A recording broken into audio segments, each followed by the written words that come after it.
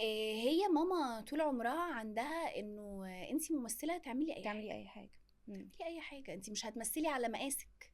يعني انا مش هينفع امثل اللي انا بس بعرف امثله، طب ما انا مم. كده فين؟ مم. او مثلا امثل الشخصيات القريبه مني انا بس، طب ما انا كده ما بمثلش، مم. طب ما انا كده بعمل منه عادي. صح.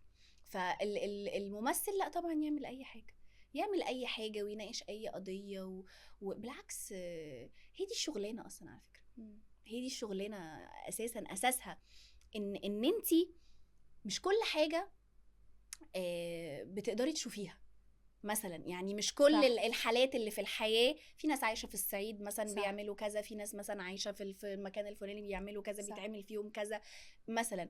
كل دول انت هتشوفيهم ازاي وتعيشي تجربتهم ووجعهم ازاي؟ من خلال حكايه. صحابك بقى الكومنتس بتاعتهم كانت ايه بعد دور زي ده؟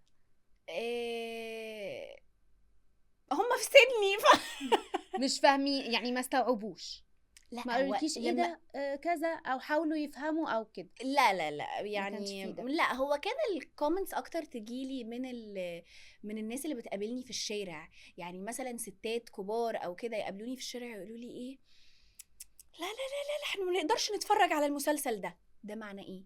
انه وصل لهم الاحساس بالظبط ده طبعا، معناه ونجح ان نجاح. هم يعني مش قادرين حتى يتفرجوا، مم. مش قادرين. لو ما كانش فيه تمثيل كنتي تحبي تبقي ايه منه؟ السؤال ده بحبه قوي. كنت ممكن اكون ممكن مثلا ميك اب ارتست مثلا، عشان بحب الميك اب قوي قوي، بعرف اعمل ميك اب قوي حلو. وكده. كنت ممكن اكون عندي مثلا بيوتي سنتر او حاجه يعني في الحته دي.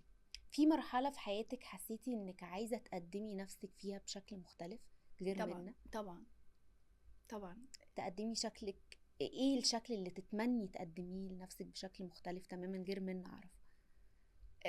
يعني ايه غير من يعني انا اقدم نفسي حد في ادوار قصدك لا، ولا في ايه؟ في حياتك بشكل مختلف، حاجة مجنونة out of the box بقى، انا مش منا النهاردة.